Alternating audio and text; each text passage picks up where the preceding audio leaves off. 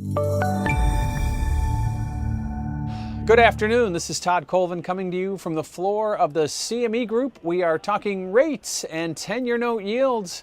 End the week lower again. In fact, lowest weekly settle since June, not only for 10s but also for 30s. So a bit of a reach for quality. I wouldn't yet call it a run to flight to quality, but a reach for it at least ahead of the weekend. Yeah, we got that big hurricane everyone's talking about in the Gulf, and we just got through Jackson Hole where there really weren't any surprises. But it seems to me that there's something else out there. The market is not just concerned about a few things on the radar right now. There's something bigger, and it's sort of an undertow type of trade.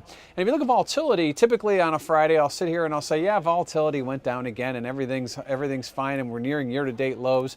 And while we're not too far off those year-to-date lows, in the 10-year, long-dated 10-year December bucket, we're really looking at just over 4%, but that's up on the week, or at least not down. And I think that's significant in itself, because if volatility remains steady to higher, it does mean that there's something really different, because obviously one of the Fed's main intended consequences going back to 2008, 2009 was to keep financial markets non-volatile, keep that volatility suppressed. That's what they've done.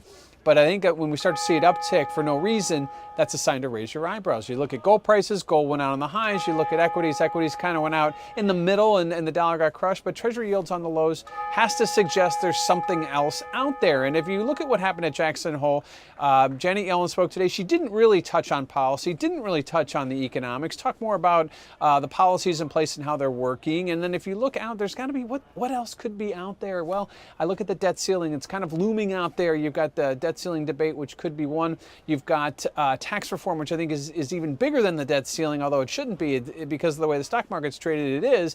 Tax reform's got to get in place. If you see a stock market sell-off, that's going to certainly firm up bond pricing.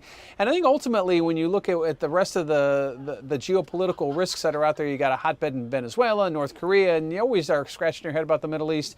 And if Europe doesn't kind of get their issues in order, Mr. Draghi was speaking this afternoon as well, didn't really move the markets either, but they have their hands full not only with how to remove stimulus, but really how to talk to the markets, because I think right now the market gets a little bit concerned when you see Treasury or European bond yields rally back at the end of June when Draghi spoke, and then today they do the opposite. So I think there's a lot of uncertainty not only here but overseas.